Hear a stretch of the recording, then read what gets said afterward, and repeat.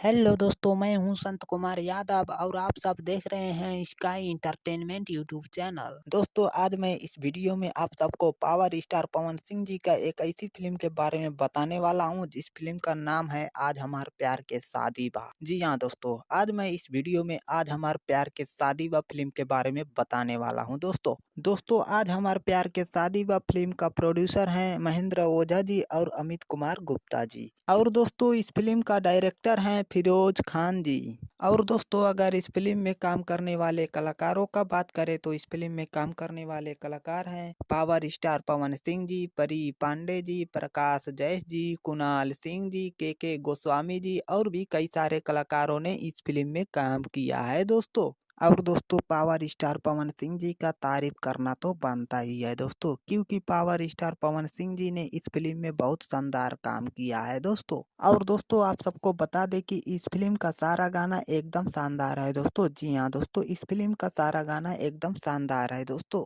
और दोस्तों इस फिल्म के बारे में कुल मिलाकर यही कहेंगे कि ये फिल्म बहुत बढ़िया फिल्म है दोस्तों। जी हाँ दोस्तों, ये फिल्म बहुत बढ़िया फिल्म है दोस्तों। तो चलिए दोस्तों इस वीडियो को यहीं पर ख़त्म करते हैं दोस्तों। अगर ये वीडियो हमारा आप सबको पसंद आया हो तो लाइक, कमेंट और सब्सक्राइब जरूर करिएगा दोस्तों। चलिए धन्यवाद दोस्तों।